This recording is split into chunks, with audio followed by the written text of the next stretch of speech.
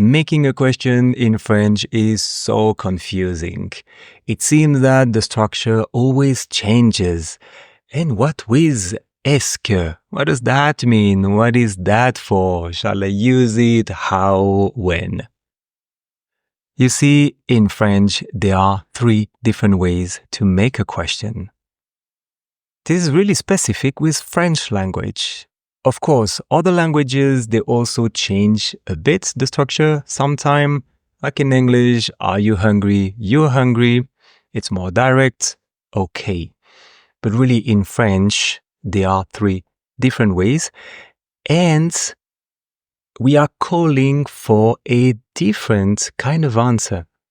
And native French speaker, we are really sensitive to that. So we'll see the structure and also the answer we are aiming to. So if you're learning French, I know that you struggle with that topic because all my students do. My name is Sebastian, I'm a French teacher, and I particularly like this topic. You see, this is the moment where my students, they understand that learning language is not just learning words to translate an idea from their mother tongue. Learning a language is really entering the culture and mentality of people. So if you're interested to know my program online, you can check the description below. There are no official name for these different ways, so I just came up with a description. First is direct informal.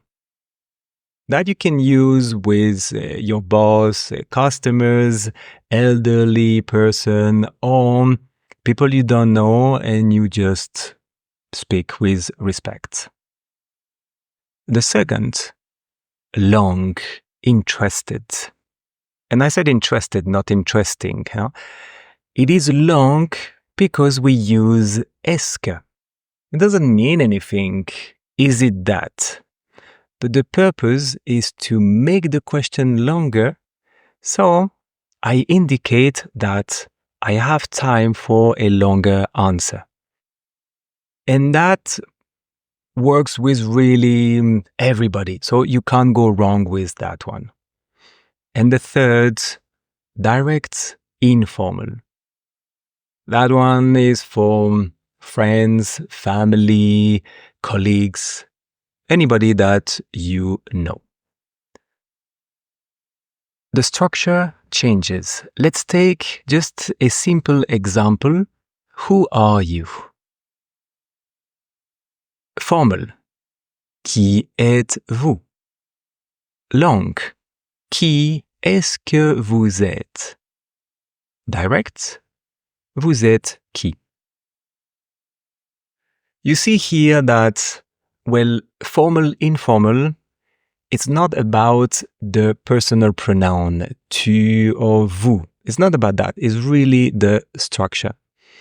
And see the last word? There's an emphasis on the last word. So when I ask, qui êtes-vous? Well, it's about you. So a simple answer like, I'm Sebastian, is enough.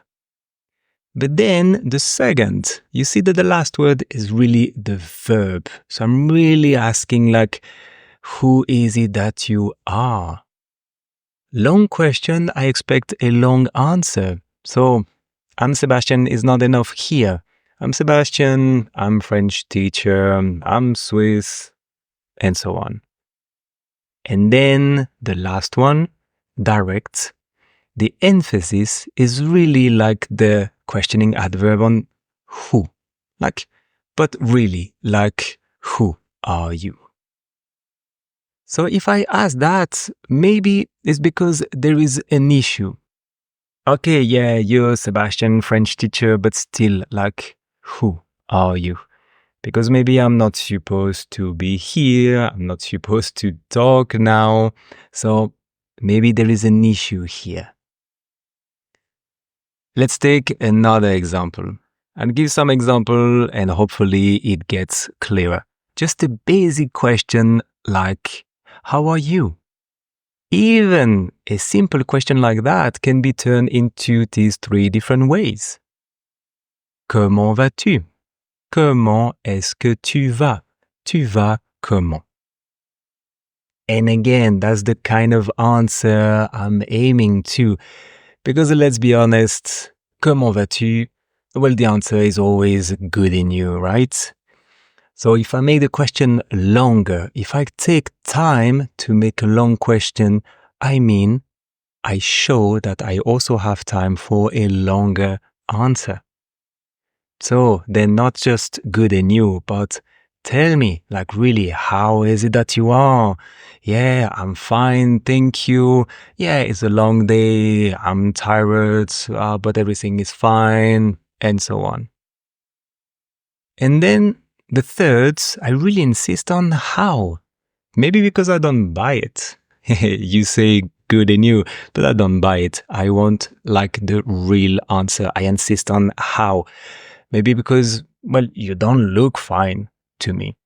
Or maybe, well, I know that you were sick yesterday, so I'm really asking. I insist on how. See? Let's take another example. What are you doing? And here there's something interesting happening with the questioning adverb. Que fais-tu? Qu'est-ce que tu fais? Tu fais quoi? Again, first question, que fais-tu? Simple answer. I'm working, I'm watching a movie. Okay, that's all. Longer question. I want more details on what you're doing. And the last one, you see that que turn into quoi. You see, just the sound, I really insist on, but what?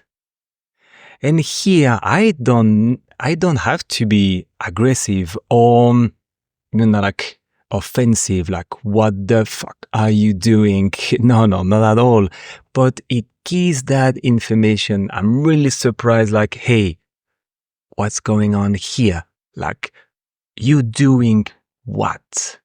Maybe because there is something wrong again. Maybe because I'm doing something that I'm not supposed to do, or maybe not the way I'm doing it. So I really insist. The emphasis is really on quoi. So don't get me wrong here. The direct way is not always aggressive. No, obviously the tone matters. If I speak nicely, tu fais quoi? It's totally fine. Especially because I don't have to be formal with my friends and family. I don't have to always use this formal way, que fais-tu? I can totally use tu fais quoi? And it's fine. But for instance, if you are asking that to your boss, vous faites quoi? Yeah, that might come as a surprise for him because, well, he's the boss. He doesn't have to answer what he's doing and how he's doing it. So you see, it's really important here. The tone matters, but native French speaker, we are really sensitive to these three different ways. So then, well, should you use them? Well, it depends. My advice here is definitely master the first one, the formal one, because you'll be fine always. So be careful with the third especially. But know that you will hear all three, definitely. So for now, maybe stick to the first one, practice that one, but just be aware of the other two. And that's the reason why we have three different ways. And I find it really interesting that French people, well, they needed to create these three different ways. I hope this explanation is useful to you. See you in the next video.